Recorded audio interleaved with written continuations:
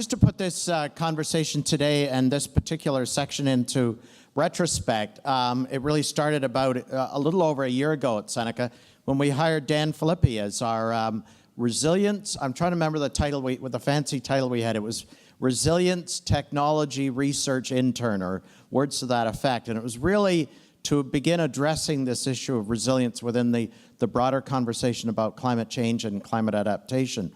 And that led to our work actually with the Intact Center on Climate Adaptation at Waterloo University and the work of Dr. Blair Feltmate. And I think it's a testament to the nature of this conversation, the nature of its importance, that we actually have two significant major insurance companies involved with this issue in one form or another. TD is our major sponsor, Intact, in terms of supporting the work of Dr. Feltmate, and now Dan Filippi, who's left Seneca to join the work at Waterloo University. So perhaps without further ado, I'm going to introduce one of the more loquacious people I've ever met in my life, an incredible media star. He knows everybody.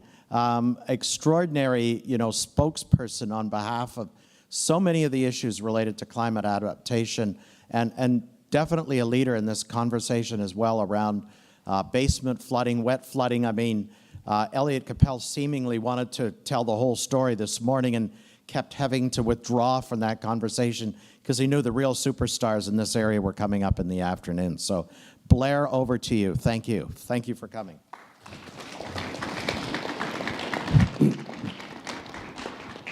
Well, thank you very much, and I'm certainly pleased to be here this afternoon. And with that introduction, quite frankly, now I'm thinking I can't possibly live up to all the accolades just delivered, but I'll try my best. And by the way, if you're comfortable with it, I said I'd prefer just to be down here on the floor and almost seeing your eyes directly and engaging at the level of one-on-one conversation to proceed through the material. And I'd like for you to think about that which I'm going to present as if we're having a conversation in your living room, a facilitated discussion, if you will. So I'm quite happy to address questions as we go along, or you can save them to the end, whatever you're comfortable with. But think of this as just a conversation in your living room, maybe a pretty big living room, but living room nonetheless. So I'm happy to be here to talk about hotter, wetter, wilder. Canada prepares for climate change. What are we actually doing to prepare for extreme weather events that are now manifesting themselves with increasing frequency in the country along the lines of that which you see depicted in these photographs? And by the way, the laser pointer, I have a pointer here that shows up on the wood, but it doesn't show up on the screen, and there's a good engineering challenge for somebody. Figure out how to build a laser pointer that actually shows up on a glass screen. But so if you look at the top two pictures, what do we do, for example, when major floods can continue to hit Canada with increasing frequency and magnitude along the lines of what you see at the city level, and that's Calgary in 2013, and that flood water manifesting itself down to and including the level of this poor lady who's sitting in her basement and obviously not in a great mood, trying to figure out how she's going to get that flooded water out of the basement and deal with it and correct that situation. So we have the manifestation of flooding as being one phenomenon in Canada to deal with it is the most challenging problem Canada is facing in reference to climate change and extreme weather and overall costs. Flooding is the elephant in the room. Flooding is that which costs the country the most in terms of the expression of extreme weather events. So what do we do about it? Then we have other extreme weather event expressions. We can have flood, fire, drought, hail, wind, snow load, permafrost loss, coastal erosion impacts, all manifesting themselves. Two the factors that right on the back of flooding that are certainly problematic are the increasing frequency of forest fires in the country, as you see in the lower left-hand corner. And we had a lot of those fires this summer in Northern Ontario and British Columbia, facilitated due to climate change and a drying climate, and lightning strikes hit and causes fires. And what do we do with increasing temperatures? You know, temperature is going up. It's going to continue to go up as a result of climate change. And it wasn't too long ago, maybe 6 to 8 weeks ago or something like that, in Quebec, 90 people died in Quebec due to extreme heat, were found dead in their apartments or homes.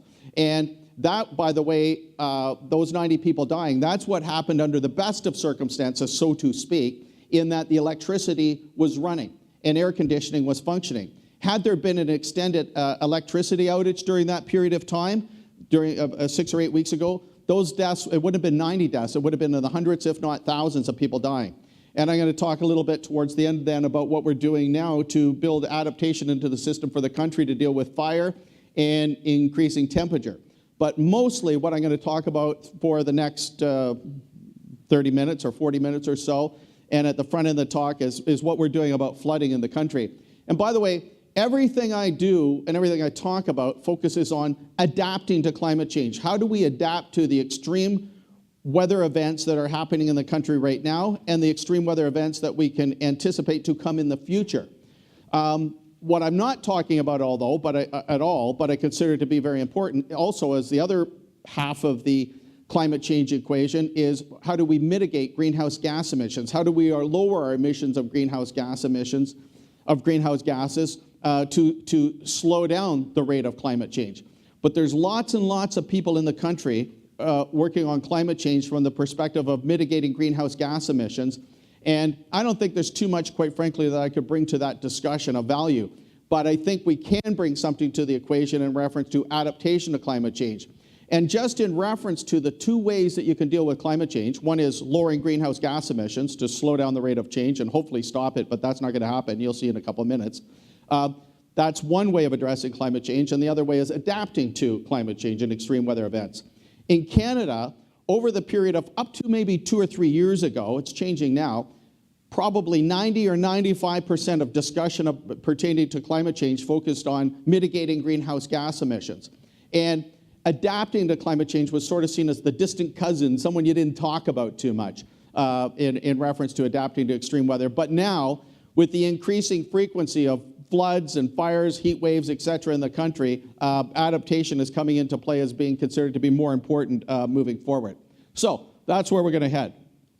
More specifically, by way of agenda over the course of the next 30, 40 minutes, I'm going to make the point, first of all, that climate change is real and it's irreversible. The bottom line is climate change is here to stay, period. We're not going backwards on climate change. It is a done deal. Through mitigating greenhouse gas emissions, we can slow down the rate of climate change, but we're not going to go backwards on the subject, and I'll say why I believe that or consider that to be the case. And then I'm going to talk about the fact that the costs of of extreme weather are going up in the country, and I'll document in particular where the costs are manifested most directly and in quantitative terms, and that's in the area of property and casualty insurance. And the insurance in particular that you pay for house insurance and that which addresses flood risk for homes. That's not to say that that's the only manifestation of cost, but that's the area where we have the best data.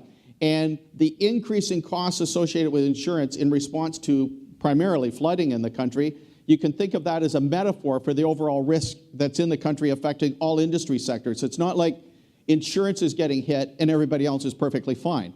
Whether you go to mining or forestry, petroleum, utilities, hospitality, telecommunications, all these other sectors are being hit, but we don't have good data on those, but we do have it for insurance.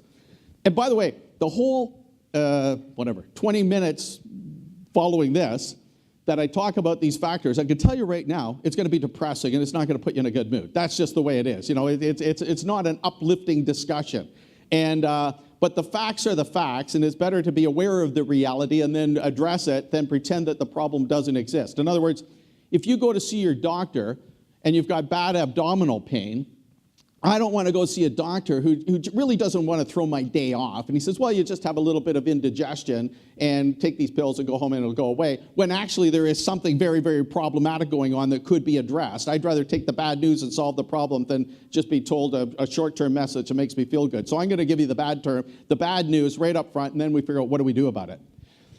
And what we do about it comes into number 3. How Canada is limiting, in this case, flood risk. We are actually developing new flood risk standards in this country to address flood at a variety of levels, the individual home and up to and including new community design, existing communities, commercial real estate. And I'm into this file up to my earlobes, working with the National Research Council, Standards Council of Canada, Canadian Standards Association, and others to deal with extreme weather risk pertaining to flooding.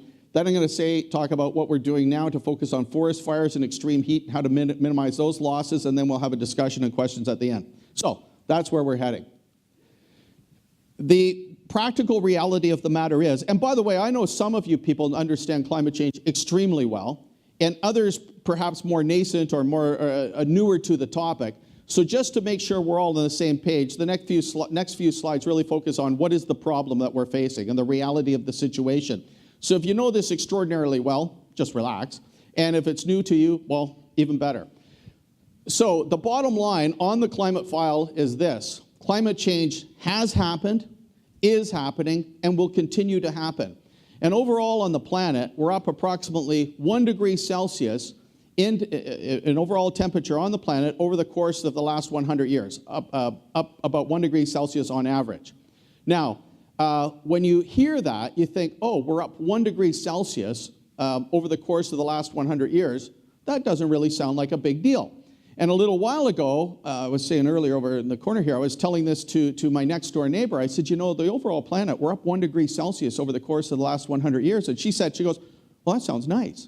And not realizing that the difference in temperature today on the planet versus an ice age, and it's a little bit dependent on where you set your stop and start dates, but more or less, the difference between temperature on the planet today versus an ice age is about 5 or 6 degrees Celsius. So when you consider the fact that the difference in temperature on the planet today versus an ice age is 5 or 6 degrees Celsius, and that we're up 1 degree Celsius over the course of the last 100 years due to the burning of fossil fuels, we are the causal mechanism. That's a really big deal over an incredibly short period of time. And as a result of being up 1 degree Celsius, we're seeing the manifestation of extreme weather events in the forms of floods, fires, drought, hail, snow load, whatever it might be. And by the way, my position on being up 1 degree Celsius, this isn't my cavalier opinion. This is the opinion expressed by the Intergovernmental Panel on Climate Change. In this case, their second last report in 2014, Climate Change 2014, the synthesis report. This document was written by several hundred climate scientists who do nothing else 7 days a week other than study climate science. That's it. They are the authoritative body in the world, the best informed body in the world on the subject of climate change and the causal mechanism behind it. Documenting change in temperature and then looking at the mechanism. And they express their thoughts in the form of the quote that you see here. It's in italics because I took the wording directly from the report. It says, it is extremely likely, which by the way, just that phrase alone, for a bunch of scientists to say it is extremely likely, it's very hard to get a bunch of scientists to say it is extremely likely that today is Wednesday, you know? So the fact that they're on board is a feat in and of itself. So they say it is extremely likely that human influence, which is the burning of fossil fuels, that human influence has been the dominant cause of warming since the mid-20th century. And basically, we're up more or less 0.1 or 0.08 degrees Celsius per decade each year over the last 20 years.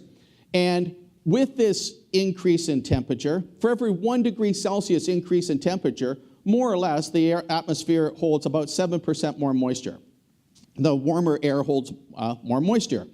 So the energy that went into evaporating that water, putting more water vapor into the air, the energy remains in the air along with the water vapor. And when that vapor condenses and comes down in the form of precipitation, not only do you get more water coming out of the air, you've got it coming out of the air with more ferocity, more energy, because the energy didn't disappear, it's still there. So when you see what seems like the manifestation of storms that have more volume of water associated with them and a greater ferocity in the storms, that's there for a reason. There actually is more water in the air, more energy in the system. It didn't disappear due to the warming, and that's why we're seeing the manifestation of these extreme weather events. So given that, what we have to think about is how do we adapt to this extreme weather? Like you do everything you can to slow down the rate of greenhouse gas emissions, so take that as a given. But that change, nonetheless, is going to continue to occur because, as you'll see in a minute, we are going to continue to burn fossil fuels on this planet. But from the perspective of adaptation, we have to adapt to the extreme weather that's being realized in the country right now. How would we do that? So, for example, if you're building this building today, you want to make sure that you do modeling. You've engaged in exercise of modeling to make sure that if we're going to build this building here today, that it's not going to be in the middle of a floodplain. That when a big storm hits, relative to the magnitude of a storm that we can expect today, based on modeling, that there isn't going to be flooding in this area that's going to cause flooding such that all of a sudden this room has 3 feet of water in it. So that's point one. That would be adaptation to extreme weather events. You're anticipating the extreme weather that could occur in this region today that might not have happened 30 years ago due to the fact that we've got climate change going on. But also, when you build this building, it has what's called effectively zero capital stock turnover in human terms. In other words, when you build this building, it's going to be here hopefully for 25, 50, 75 years down the road. It's not like your BlackBerry, well, I actually use a BlackBerry, but whatever the other things are, iPhones, Samsung, I don't really know, to be honest, but I barely work the BlackBerry. But these things turn over every couple of years, so that's high capital stock turnover. But when you're building infrastructure that's going to be here for 25, 50, 75 years, you want to make sure that if climate change is going to continue to occur and get more challenging in the future, that even if this basement is out of harm's way today relative to the potential for flooding, that it's not going to be in harm's way 25 or 50 years down the road. So you have to anticipate the future of climate change to adapt to it in a meaningful way. So the fundamental question is, to do that, first of all, are we going to continue to burn fossil fuels on this planet going forward? That's a fundamental question you have to know if you're going to adapt to a future that's going to change. And the reality is, and by the way, again, this is all under the umbrella, this is all depressing, okay? I get that. So, what you're looking at here is data from the International Energy Agency, which is the preeminent agency in the world that looks at energy use on the planet. This is the authoritative body on the planet in reference to energy use, the IEA. And what you're looking at in the lower left-hand corner, so along the x-axis you're looking at time, 1980 in the lower left-hand corner up to 2030 in the lower right. And we're at 2017, 2018. And you're looking at energy use on the planet in equivalent of 1 million barrels of oil equivalent per day, or overall energy use. And what you can see, if you start from the bottom going up, and where the vertical bar is, the blue line at 2018, so that's where we are now, you can see that currently about 80% of energy supply in the world, as of this moment, comes from about a third coal, oil, and natural gas. 3 fossil fuel-based sources that when they're burnt, when they're utilized, they release greenhouse gases into the atmosphere, primarily CO2, builds up in the atmosphere. As it builds up in the atmosphere, it traps a greater percentage of energy that would have escaped out into space, stays in the atmosphere, hence, and causes the warming, hence the problem we're facing. So, right now, if the, hang on, I almost swore, but I did not. So right now, we have 80% of world energy supply, 81% comes from a third coal, oil, natural gas. At the very top, the colored pieces you see at the top, that's the extra energy that comes from nuclear power, biomass, hydro, and there's a sliver of red at the very top. That's the energy that comes from wind and solar. So on a global scale, wind and solar energy supply adds almost nothing to overall world energy supply. That's not a criticism, by the way. I'm a total fan of wind and solar power, but in terms of overall energy supply for the planet, it's very, very small now. So that's where we are now. What the IEA has done, they forward projected to 2030 and said, now what will energy use look like on the planet going forward? And you can see that in 2030, and there's high predictive power in this because the time frame is not that far off, you can see that it will still be in 2030, more or less 80% of world energy supply will come from a third coal, oil, and natural gas. But the overall greenhouse gas footprint then, going forward, will be about 12 to 15% higher than it is today. And the factor that's driving that more than anything is an increase in population on the planet. Between now and 2030, we will add about 1.2 to 1.3 billion new people to the planet beyond what we currently have. And just to put these numbers in perspective, if you go back to the time of Christ, so 0, there were about 250 million people on the planet. Basically, it was empty. And it took from the time of Christ, if you take that as the starting point, 0, to 1930 to get to 2 billion people on the planet. In 1930, there were 2 billion people on this planet. So more or less 2,000 years to get to 2 billion people on the planet, assuming 0 as starting point. From 1930 till now, we've added about 5.8 billion people to the planet. So over a period of about 88 years, we've added 2.5 times as many people to the planet as what previously took 2,000 years. And now, before most of the people sitting here, you might be on your first or second job, we will add another 1.2 billion people, new people to the planet. The world's population increases net by 11,000 people per hour. Every single hour, if you subtract deaths from births, we have 11,000 more people on the planet, which translates through to 90 million more people per year, which is another 1.2, 1.3 billion people on the planet by 2030, more or less. And those people, by the way, increasingly so, they're connected through communications equipment to, like we talked about earlier, and they see how people are living all around the world, and they want what we want. They want to live the way we live. In many cases, they will aspire for more, which is energy intensive. So therein lies a major factor that is problematic. And by the way, I'm not trying to diminish. I'm also a fan of the Paris Accord, but don't count too much on the Paris Accord as countries being signatories to the Paris Accord in terms of committing to reducing their greenhouse gas emissions. Will they make the effort? The answer is yes. However, will they meet the commitment that they've signed up to? The answer is no. And I'm not guessing.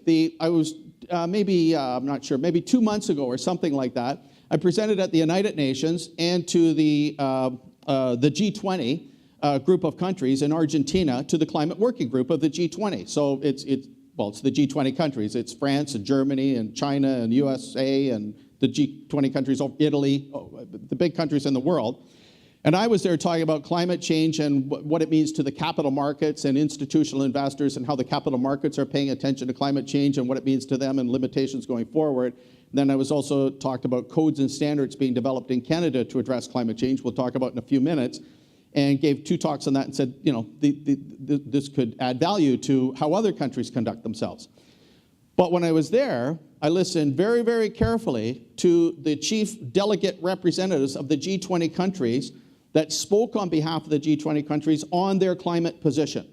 So these are very, very carefully vetted statements because they're on the world stage saying this is what we're committed to in reference to climate change and how we're going to exercise on our commitment to the Paris Accord. And effectively what they all said, in slightly more delicate diplomatic terms than this, was the following. They said, we will work to embrace energy efficiency. We will work to embrace energy efficient and technology. We will work to mitigate our overall carbon footprint, but we will do so at our own pace, with our own verification, and at a rate at which does not negatively impact our economies. And that's it. Basically, what they're saying is that we're not going to meet our commitments, but we're going to try to do something along those lines. And what really came home to me was the fact I spent quite a bit of time with the, sorry I get off on these stories, but anyhow, I'm going to tell them anyhow. I spent quite a bit of time with the chief climate delegate for India. And we're out at lunch, and she said to me, she goes, Blair, we have 400 million people in my country right now who do not have access to water and do not have access to electricity. 400 million people. And by 2025, those 400 million people, more or less, will have access to electricity, and most of that electricity supply will come from coal-fired electricity generation. And that's the way it is.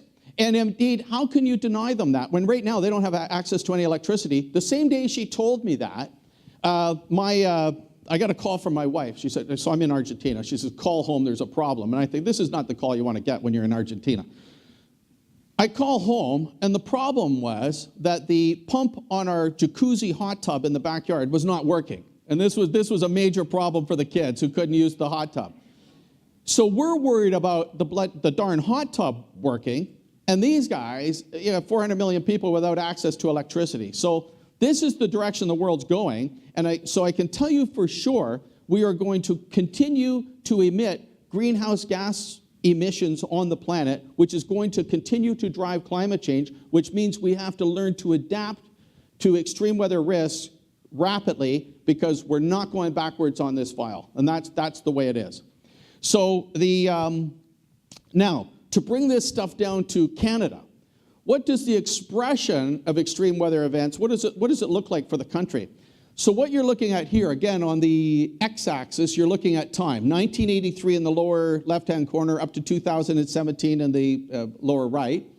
And you're looking at catastrophic loss insurable claims made in Canada over the period of the last 25 years. And a catastrophic insurable loss is any event that for which insurers pay out money, claim money, that exceeds, for any event that exceeds $25 million. So if you have a flood, a fire, a hailstorm, windstorm, whatever it might be, if the insurers paid out more than $25 million in claims for that event, it's called a catastrophic event. So the Insurance Bureau of Canada and another group called CatIQ, they add all these numbers up on an annual basis and plot them out as you see in the histogram or the orange bars on the chart. And by the way, all the data here printed out in these orange bars has been corrected to 2017 dollars, so corrected for inflation, and it's corrected for wealth accumulation. In other words, if nothing else was going on, and you had a house that today is worth $200,000 and had a claim for $100, but 10 years ago it was worth $100,000, and you would expect all else going on, it would have a claim for half of half the 100 or whatever it is I just said. So because if the house is worth more, you just expect, well, the claim's going to be more. So we've corrected, the data has been corrected for wealth accumulation. So in other words, when you look at the data on the across the horizontal axis, you're looking at a pretty good comparison of apples to apples. So the data's been corrected for inflation and wealth accumulation.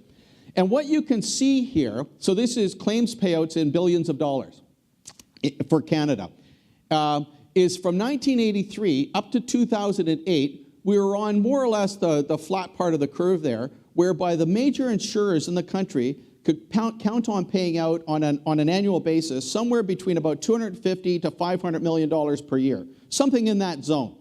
And with the odd spike, like the Eastern ice storm in 1998 was expensive, Quebec floods in 1996 were expensive, but if you average those numbers out, the insurers could count on paying out somewhere in the order of about $250 to $500 million. But things started to change on or about 2009 going forward, whereby for the last 8 out of 9 years, the catastrophic loss insurable claims have gone up to over $1 billion per year for 8 out of the last 9 years, and the average payout across this time frame of 9 years is about $1.8 billion per year. And 2018 already, without the data being finalized, is well up into the billions. And the factor that's driving the greatest percentage of increase in this upward bend in the curve on catastrophic loss insurable claims is too much water in the wrong place, flooding. Flooding is the culprit in Canada. And the flooding is exacerbated or made worse by climate change, but it's not the sole factor. In other words, other factors contribute to flooding on top of climate change. For example, here in southern Ontario, over the period of the last 100 years, we've removed approximately 72 to 73% of the natural wetlands and swamps, marshes, water-type reservoirs that were originally here. We've removed about 72 to 73% of the wetlands that originally were in existence in southern Ontario. They're now gone. They're either paved over or turned into agricultural development or some other form of development. And that makes it such when the big storms hit going forward, when you've removed natural infrastructure from the landscape, that which was originally here, the absorptive capacity to hold water is lost. In other words, when the big storms hit, water's got fewer places to go, to store, and discharge slowly into the groundwater system or downstream. Now when the big storms hit, when we've paved it all over, water flows very quickly to discrete locations, to the lowest spot, which in many cases is somebody's basement or the basement in a commercial real estate tower or something like that. So loss of natural infrastructure is a big contributor to flood on top of climate change. We've got aging infrastructure. We've got aging municipal infrastructure, aging housing infrastructure that as piping collapses and is not as efficient, that can diminish the ability to deal with floods. We've got increasing densification of people in certain regions whereby the piping that's put into that region is simply not adequate to handle all the discharge that's demanded of it based on the fact we're pumping more people into a smaller region with less permeability available for water to go somewhere else. So it's a combination of factors that drive this upward bend. But the manifestation of it now is such that what we're seeing in Canada from Halifax to Victoria, and I get calls from mayors and councillors in this country, maybe once every 2 weeks or something like that, that with this complaint, and that is we have an increasing degree of uninsurability of the housing market in Canada, where people, right here in this, matter of fact, not far from this building, where people cannot get insurance coverage for their homes for water damage. They can get flood and fire, or theft and fire damage, but they can't get insurance coverage for a flooded basement.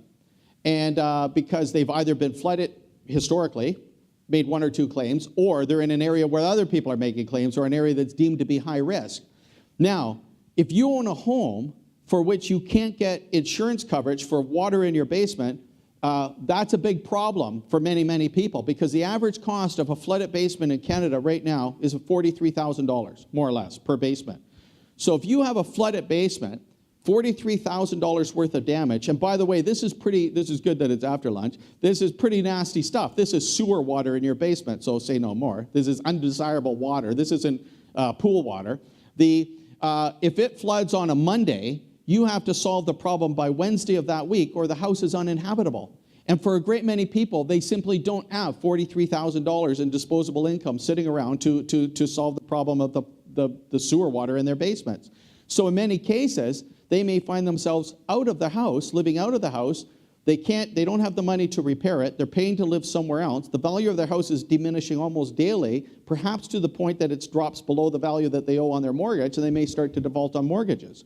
So with another bank, well, it doesn't matter, RBC, it's a TD sponsored conference, but what the heck. With RBC, we're tracking right now, we meaning the Intact Center, working with RBC and with input from the Insurance Bureau of Canada and a few others. We're tracking about 25 cities in Canada that have experienced repeated basement flooding, where insurance to a degree has been pulled back. And we're trying to see if, when the next big storms occur in these cities, do we see spikes in mortgage defaults, people defaulting on their mortgages because they simply can't cover fixing their house and paying their mortgage all in one when they're flooded out. And then that allows us to bring another major factor or player in government into play in addressing climate change, and that's the Minister of Finance. Because right now in Canada, when we talk about climate change, mostly it's in the domain of the ministries of energy, public safety, natural resources Canada at the federal level, and infrastructure. And those are all important players to address climate change, extreme weather risk, and particularly flooding.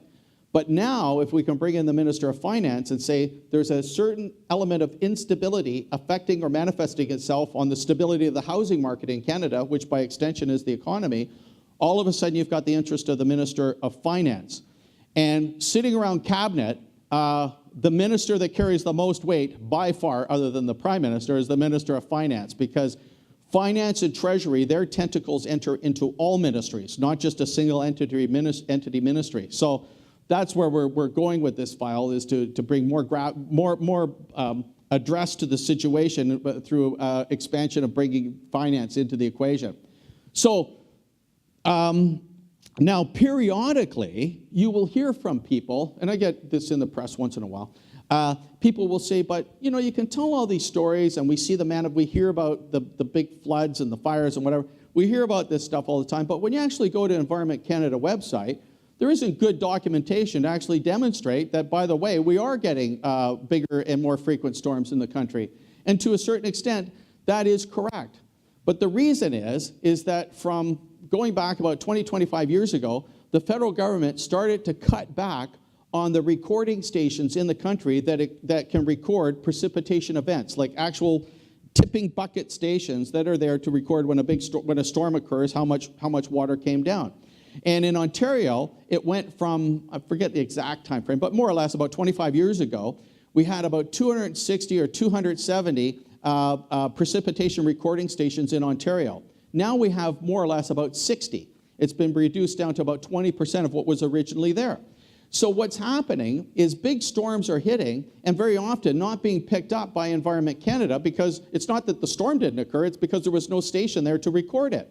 So in August of 2014, for example, in Burlington, Ontario, there was a major storm that occurred, a microburst storm that just set right over Burlington for about 8 hours or something like that.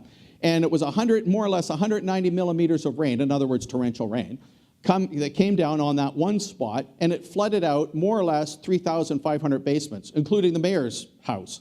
Well, the ex-mayor now from 2 days ago, but Rick Goldring, who was the mayor at the time, he got flooded out. But if you actually go to the Environment Canada website looking at storm events, that event never occurred. The event was recorded through local conservation authorities and other private recording stations that measure precipitation. So on a chart where you document, are we getting more storms in the country, very often these things don't show up because the storms are occurring between the recording stations. But in the US, they have a very rich network of recording stations on precipitation. And what you're looking at here, if you look up around the Great Lakes, the data you're looking at here is changes in extreme precipitation, the top 1% of precipitation events that occurred across the time frame of 1958 to 2012. And you can see for the northeast United States and in around the Great Lakes and where we are now, that towards the west end of the Great Lakes, we have an increase of 37% in the veracity of the top 1% of extreme precipitation events. And you go to the eastern end of the Great Lakes, and it's up to 71%. Well, quite obviously, these precipitation events didn't stop at the border. The rain doesn't care where the border is, so we would get the flip side of this on the north side of the Great Lakes. And so the point being that certainly this stuff is real. That's my point. And also, you see, not just do we have the data to record this, but certainly if you track out the headlines in newspapers from across the country, you see these types of events, these types of headlines all the time, and it's manifested from one end of Canada to the other in terms of the expression of flooding. And by the way, you can do the same for fire, wind, hail, snow load, etc. Quite frankly, we've got slides that look like this for mining, forestry, petroleum, utilities, hospitality, telecommunications, financial services, agriculture. We've got all these slides. We could put them all around the border of the room here where extreme weather events are manifesting themselves in a meaningful way. So what you see anecdotally in the news is supported by data. Now the costs, and I'm still painting the picture of the formidability of the challenge, the costs that I've talked about so far are in financial terms from the previous chart. But we're also seeing now a manifestation of costs in the form of a social impact or a mental health impact. One of the things we did, we said, you know, when people are flooded out, what kind of stress might that manifest in their lives? Is it a material stressor when your home, which for the vast majority of people is their primary investment vehicle in life, it is their retirement fund, when they're flooded out once or twice, what impact does that have on them from a mental health perspective? So so we thought, well, let's run a poll on this and a survey on this just to see how people may suffer. So we went back to Burlington 3 years after that major flood occurred in 2014. We went back 3 years later, and with a survey, we went from house to house to house, or members of our team, asking people about maybe 15 minutes worth of questions about how much, more or less, that all amounted to how much stress do you feel when a big storm occurs, given the fact that there's been flooding in this area. And we went to streets where there was a lot of flooding, and then maybe the next street there was limited flooding, or on a certain street you had some houses that were flooded and other houses that weren't flooded by way of basement. So you had a control group and then those who were flooded out. And just ask them, how much stress do you realize in your lives? I thought, quite frankly, when we came up with this idea to do this research, that, first of all, I didn't think anybody would do it. Somebody comes knocking on your door Saturday afternoon at 4:30 and says, I'd like to spend 15 to 20 minutes with you to ask you questions about stress you feel when it rains. I thought, well, who's going to submit to that survey? Well, it turned out I was 100% wrong. We had more or less 50% of people, if they were home, submit it to the survey. And indeed, we started out with just one person knocking on the door conducting the survey. And after day one, we had to adjust it to 2 people because people were being invited into people's homes and saying, and asking them to come down into the basement. And they wanted to show them where the water line was and where the damage occurred. And then they were booting up their computer and wanted to show them pictures on their computer. So right away, right off the bat, people wanted to vent. The frustration was there. So it turns out that so we knew we were onto something. So one of the questions we asked in the survey was, how stressed do you feel each time there's a major precipitation event in homes that had been flooded versus not flooded? Each time a major precipitation event occurs going forward, how stressed do you feel on a scale of 0 to 5, 5 being the worst? And you can see that about 50% of people rank themselves as being highly stressed every time it rains, as compared to the cold group, control group, which was next to nothing, every time there's a major storm event that occurs. And indeed, people would cite the fact, they would say things like, my husband and I are up 3 times during the night when there's a major storm occurring, checking the basement to see if there's any floodwater. The kids come home from school, and the first thing they do is go into the basement if it's been raining all day to see if there's floodwater in the basement. But what's interesting about this isn't 2 months after somebody experienced a flooded basement. This was 3 years later. 3 years later, this is how people are living, which is a terrible way to live when you think about it. You know, every time it rains, you're worried about, am I going to be flooded out? So now what we're doing, and this is work being done, all the previous work was documented with insurers called property and casualty insurers, the people that insure homes. Now, the people who cover insurance for mental health stress, medications for mental health stress that can be manifested according to this type of phenomena, or lost time from work, that's life and health insurance companies. That's a different aspect of insurance that cover this.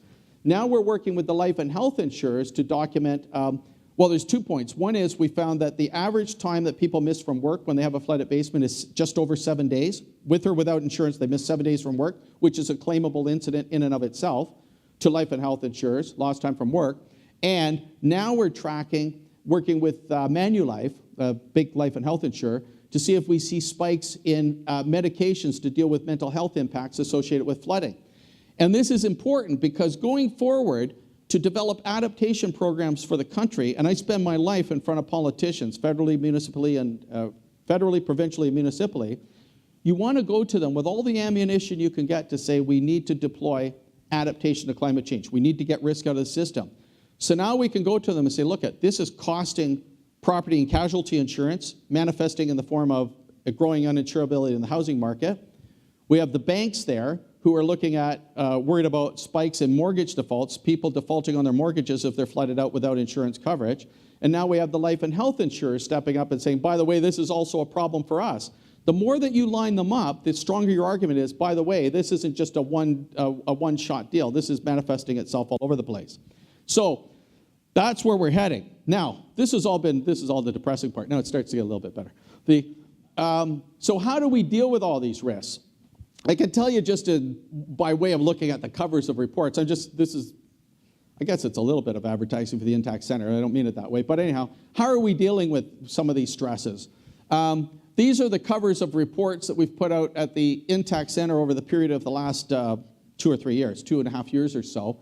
And the point here is that they are categorized relative to certain factors or stressors that we're addressing.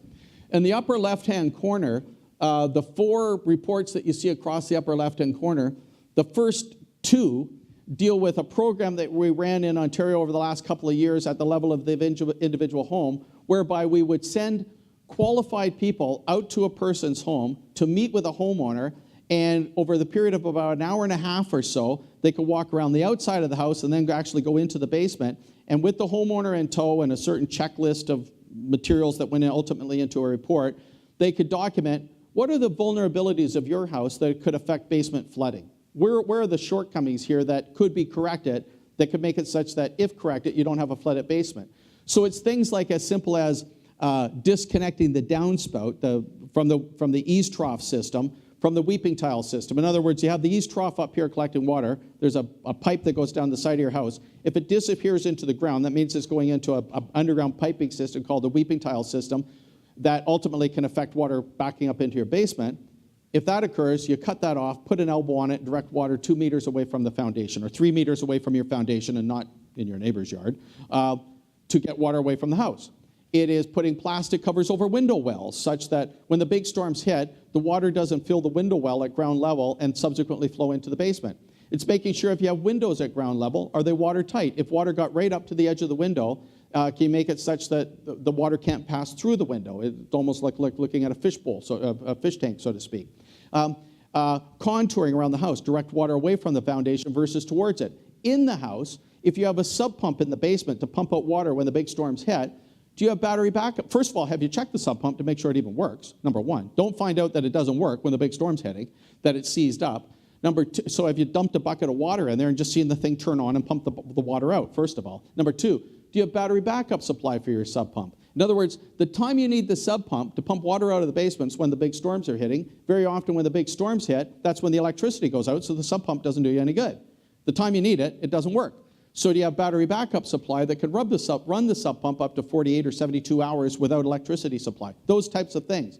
All that material from that investigation in multiple cities went into these reports, and then, as you're going to see in a minute, it actually has been translated into now developing a new course for home inspectors on home flood risk assessment that Daniel now runs. And the manifestation of that, you'll see in a minute, but I'm going to say it anyhow, is that we went from a study to the practical application of deployment of a solution. And in other words, when you write these reports, my question always is, and with our team, quite frankly, we don't lift a pen if we can't say, if we had that report sitting in hand right now, what would we do with it? A lot of people write reports, and the report comes out, you do a press release, you do a little bit of media, a bunch of reporters call you. For 3 weeks, it's kind of, you draw a lot of attention, and then the report just dies, sits on a shelf, and then you go on, let's write another report. No. You've got to say to yourself, if we had this information in hand right now, what would we do with it to deploy or exercise on a program that would actually solve a problem? So this information has fed into a new course, primarily directed to, but not exclusively for, home inspectors. Home inspectors, the people who you call, home inspectors who can now assess on the vulnerability of basements for flooding. Home inspectors, believe it or not, in this country, up till now, did not receive virtually no training on basement flood risk assessment. Home inspectors are the people you call when you're about to buy a house. You get a home inspection done to say, is there something problematic with this house that I should be worried about before I buy it? Flooding is the number one thing you should be worried about, and they have had no training in this area up till now.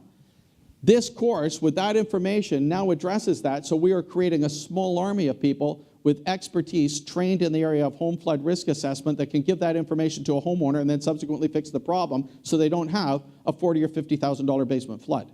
That's a pretty good equation for the country.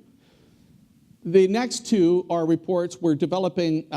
They focus on flood resiliency for new community design and existing communities. And I'm going to describe them on the next slide, so I won't go beyond that. I chair the one on the second from the right. We're developing a new standard in Canada for electricity distribution and transmission for adaptation to climate change. As a matter of fact, chairing that all day Friday. The electricity system in Canada, it's called distribution and transmission. In other words, the big wires you see that transmit electricity across the landscape, that's transmission. And then distribution is where it filters down to the local communities. Well, between now and 2030 or 35 in Canada, we have to spend about $125 billion with a B, new dollars on electricity transmission and distribution. We want to make sure that when we build this system going forward, that we build it right under the umbrella of adaptation to climate change versus not taking extreme weather into account, building it wrong, and then have to pay to have it rebuilt all over again. So that's what we're doing there. And we're developing another standard for commercial real estate, a flood guideline. You probably recall a few weeks ago where, well, it was August 7th, so 2 months ago, where there was a big storm here in Toronto, in downtown Toronto, and 2 people almost died, drowned in an elevator in the underground of a commercial real estate operation. Well, that should have never happened. We're developing a new standard now for flood resiliency for commercial real estate, for high towers, for condo towers, and so forth.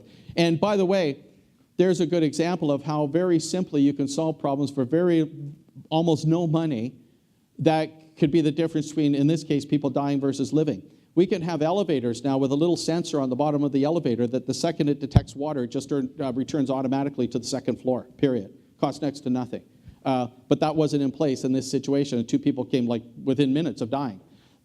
Even on commercial real estate, if you go anywhere, you can drive through this neighborhood, you can see it, where there's underground parking underneath a condominium or an office tower or whatever, you drive along the road, you come to the underground parking, you go down the driveway, you go into the underground. Well, if there was a storm outside here today that had 100 millimeters of rain came down over the next 5 hours, basically the water all builds up on the road, and then as if by design you couldn't do a better job, it comes to the drive that goes into the underground parking and channels all that water into the underground parking. If you actually designed a system to put water into a garage where you don't want it, you couldn't do better than what we've done. But what you can do is at grade level, before you go into the underground, just by putting a little, it looks like almost like a speed bump at the top, where you go up 10 centimeters before you go down, just a little rise in the asphalt at the top of the driveway, that can make it that if you have this much water on the road, but you've got a speed bump that's that high, the water doesn't go down the drive, and it costs nothing to put that into place. So it's things like that, low-hanging fruit, that go into this guideline. The one in the lower left, that's where we're documenting the mental health stress associated with these problems, and moving forward on that I've described. I'm not going to go into it too much now, I'll mention a little bit in a minute, but natural infrastructure, actually retaining wetlands, marshes, ponds in the natural setting of the landscape can be a way to address extreme weather risk and flooding just by leaving natural infrastructure natural. Working also, though, with built infrastructure hand in hand, they are both effective ways to address flood risk. But with natural infrastructure, what you want to do, number one, is retain what you have. Quit paving it over. Retain what you have, restore what you've lost, and then build what you must, basically. And then the one on the lower right, I'll skip the other one, that's going to come up shortly. It's a whole bunch of small-scale projects that you can do in neighborhoods to mitigate flood risk. And the one on the right, that's for the Pan-Canadian Framework on Clean Growth and Climate Change. That's the federal government has a program to address climate change at the level of mitigating greenhouse gas emissions and then adapting to climate change. I had chaired for the federal government the Adapting to Climate Change one, and that's the report that we had come out a little while ago. The government is certainly on this topic. They're not asleep at the switch. Now, just very quickly, and don't worry, the rest goes faster if you're panicking. Just to say to you that we are on the file. As I mentioned, right now, just on the flood file alone, we're developing 3 new standards for this country. And the we is a combination of the National Research Council working with the Standards Council of Canada, Canadian Standards Association, and the Intact Centre. We're developing these standards that you see on the left-hand side, reports that address how to mitigate flood risk. And for every one of these standards, there's about 50 to 100 people involved from across the country, from municipal planners to builders to developers to conservation authorities to climate people. And by the way, the people with the skill set that's in this room right now, these are the people we're drawing on to give us input as to, are we getting these standards right? We need your practical expertise to come to the table. So if you're wondering, is there a place for my expertise to be applied, certainly within the realm of adapting to climate change, you're going to be needed. I can tell you now for sure. We're drawing on you, the equivalent of you just a few years ahead of you right now in developing these standards. So we have a standard on flood risk at the level of the house in the top left-hand corner. Another standard for how do you build new residential communities in Canada going forward with fundamental features in place that when put in place, make it such that when the big storms hit going forward, the community isn't flooded out. The number one directive in that standard is don't build on a floodplain, first of all, right? And then the third standard is flood risk mitigation for existing communities. For towns and cities that exist now, how do we use berms, diversion channels, holding ponds, cisterns, bioswales, permeable surfacing? How do we deploy that practically and cost-effectively within cities so that when the big storms hit, we don't get wiped out with huge costs associated with the event? This is the manifestation of what I talked about earlier. I think, Daniel, that's you on the left, isn't it? Yeah, okay. And so we've now taken the standard that we know works effectively to mitigate risk at the level of the individual house, and working with a combination of Seneca and Fleming. And by the way, Seneca was my first stop of a college to work with on developing a course on home flood protection. And we've now developed this course on home flood risk assessment training. That's up and running now, maybe halfway through or something like that. It's a beta course, if you will, and I think you're going to talk about this after. But it's a course that right now is being taught live to this cohort of individuals that you see here, where you take the quirks out of the system and you improve it based on immediate feedback for the people taking the course today. But then this course is going to go live on or about January of 2019, so that the expertise on home flood risk assessment that started here with a small group can go online and be deployed at a scalable level to hundreds, if not thousands, of people across the country who can take this training. And this is a tremendous, tremendous contribution to Canada that this place right here has made. The insurers are stepping up to the plate in terms of also rewarding people to mitigate flood risk. I went to the board of directors and the CEO and the senior management team of Intact Financial. They're the largest property and casualty insurer in Canada by far. And I said to them, look, if people are out making these efforts to lower their probability of basement flooding, we have to reward them with a reduction in their insurance premium, which I had been saying and which they agreed to. But I said, look, I need an actual number. I don't need just a general commitment. I need an actual number. What kind of reward could people reasonably expect by putting measures in place around their house, the downspout disconnect and the plastic covers over window wells, etc. If they make the effort to put these best practices in place, what kind of reward could they realize in terms of risk adjustment on their insurance premium? And they came back with a longer statement, but the core part is in red. By taking these steps, all the things we're talking about, Canadians could lower their annual premiums anywhere from 5 to 15%. And that's the total premium package you pay on your house. So, and remember, that's your annual, like you save the money year 1, year 2, year 3, year 4. So it's a pretty good reward for people to say, by the way, you're going to get a lower insurance premium. Almost done. We're developing a new standard for commercial real estate, where we've brought these players on the right-hand side. This is just initially to get started. We're developing a standard for office towers, condo towers, and so forth. What are the things we can do to make these things less vulnerable to flooding when the big storms occur? When I talked about natural infrastructure, we've done 2 reports on this now and then had a lot of media attention on it. Emphasizing the need to utilize natural infrastructure more effectively than has been the case to date in terms of mitigating flood risk. And I'm now talking to the president and CEO of the Ontario Society of Professional Engineers to actually get them to develop courses to take into account not just built infrastructure, but natural infrastructure. And at the University of Waterloo, where I am, which is known worldwide for engineering, they have virtually nothing right now in engineering, civil engineering, on the utility and value of natural infrastructure, which I consider a major oversight on my part. Like, why weren't we there earlier developing courses for the engineers to take on this subject so they have a better appreciation of it? Go right to the source. And by the way, people generally speaking are highly receptive to this stuff. It's just they didn't think about it before. Once you put it on the table, I'll bring the issue to the table, and then people a lot smarter than I am, they'll run with it, and that's what you want. We are now turning to addressing, meaning the Intact Center. To date, for the last 3 years, we focused exclusively on flood risk mitigation for Canada.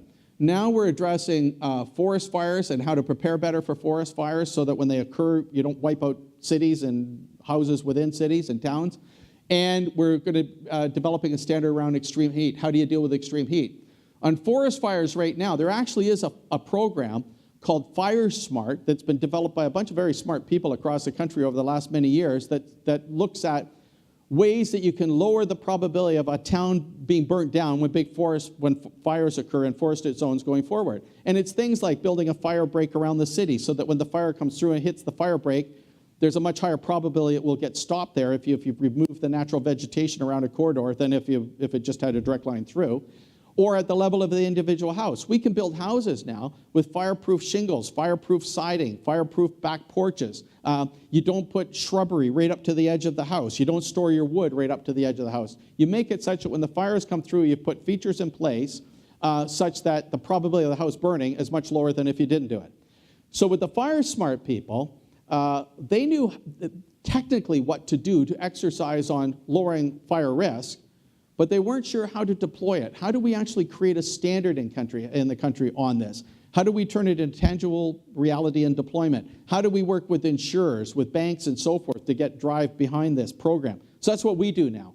I'm not telling these guys anything about FireSmart, but I know pretty much how to take it and turn it into reality and deployment in the country. So that's what we do there. So they know what to do, but they don't know how to make it happen. We don't know what to do, but we know how to make it happen. So it's a good team.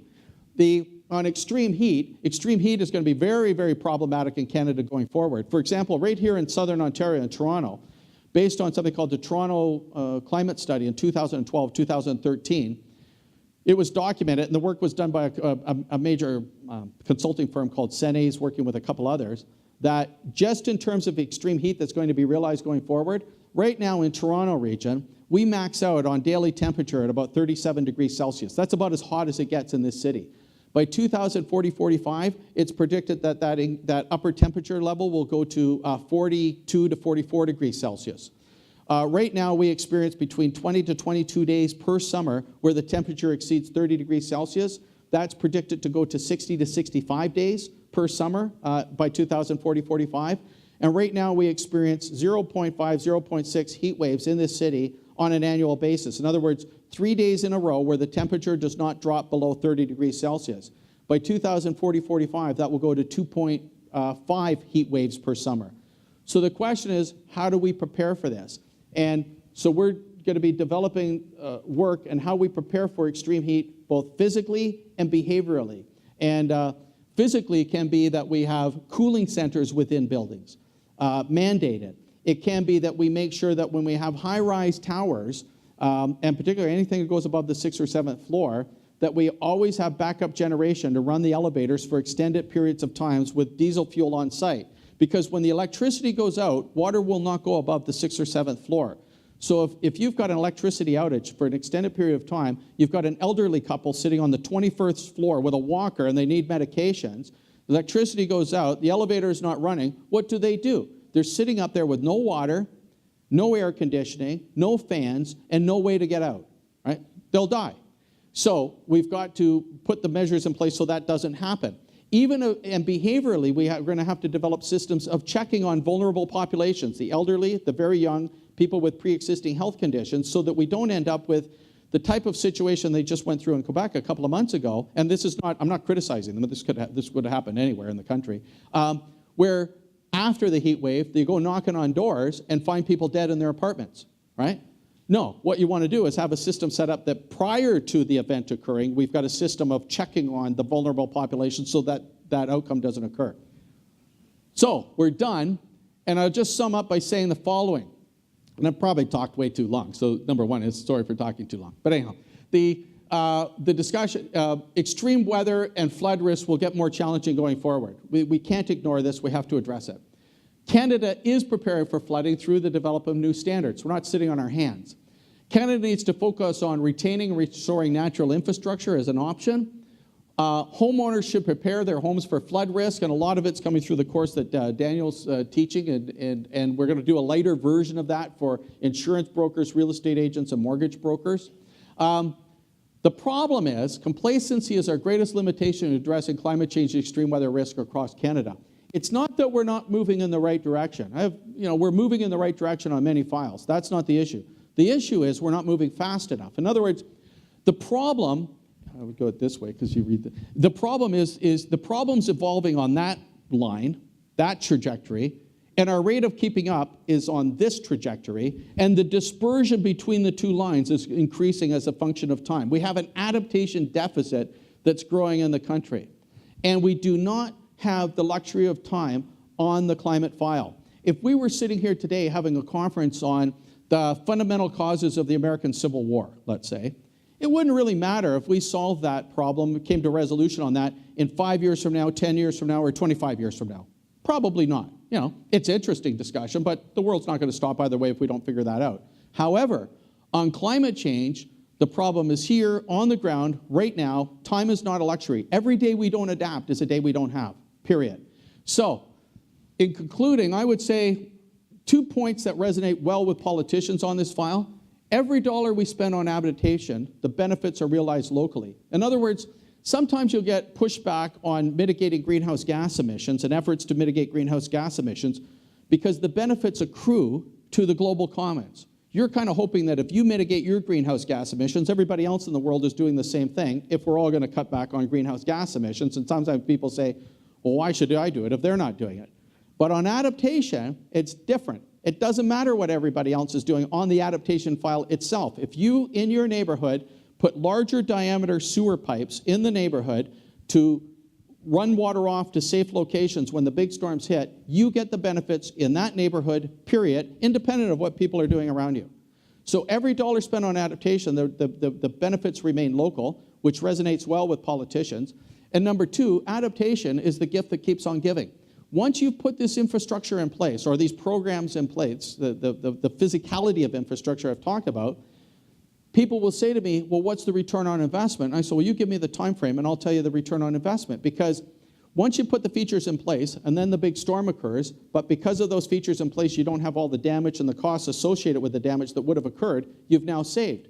But then 2 years later, when another big storm comes along, because of those features you put in place, again, you didn't realize the losses. The losses, the avoided costs just keep adding up year after year after year.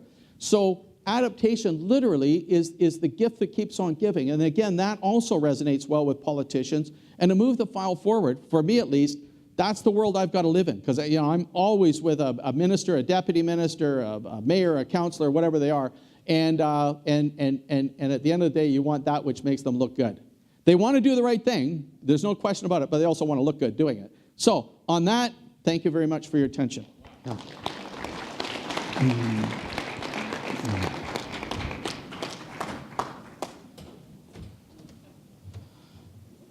Many thanks, Blair. I told you he was loquacious, right?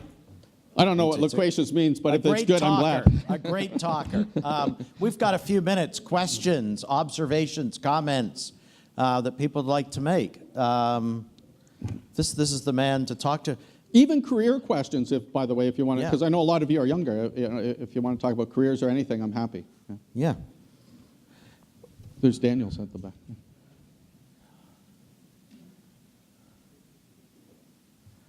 I can hear, just shout. Yeah, just shout it out there, Dan. So you chaired, you mentioned a couple you were on, different groups you chaired. For the expert panel on climate change and resiliency results at the federal level, you came out with a big report, I think 200 pages or so, over this past summer with the group you were working with there.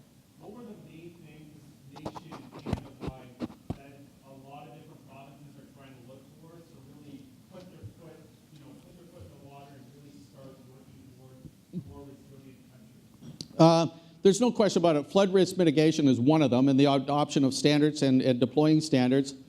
Number two, maybe this is even number one, the direction for the federal government that is very, very strong on this file is addressing the concerns of the disenfranchised living in the north of Canada and its First Nations, Inuit, and Métis. And a lot of attention in the report is directed on how do we help those who are disenfranchised in distant localities to better adapt to extreme weather. And they're being hit really hard. There's areas of the Arctic now that are 6 to 8 degrees Celsius warmer on average per year than what they experienced 100 years ago. Like, this is a major, major impact on their way of life. Their hunting patterns, their negative impacts on the physicality of the infrastructure that was always dependent on permanently frozen ground, permafrost being in the ground to maintain the integrity of housing. Now that infrastructure is melting, and or the permafrost is melting, and the houses are collapsing in many cases. Even things like in distant communities, First Nations communities, of which there's between about 600 and 700 in Canada, very often, in many locations, they're dependent on ice roads, permanently frozen roads being there to drive goods, services, fuel, food, whatever, in and out of communities on a regular basis. And now with ice roads melting, the access to these communities is very much diminished. And you're taking people that are already in a disenfranchised situation, and this exacerbates it. And this is of great concern. And by the way, right here in Ontario, for example, in Pikanchicum in northwest Ontario, a couple of years back, and it's a community of maybe 3,000 people, Pikanchicum had the highest teen suicide rate of any small community in the world, was right here in Ontario. Exacerbated in part, at least through the growing disenfranchisement they're realizing in these communities. So I think the personally, I think the federal government deserves a fair bit of credit for now really starting to focus on people that outside the realm of just southern Canada.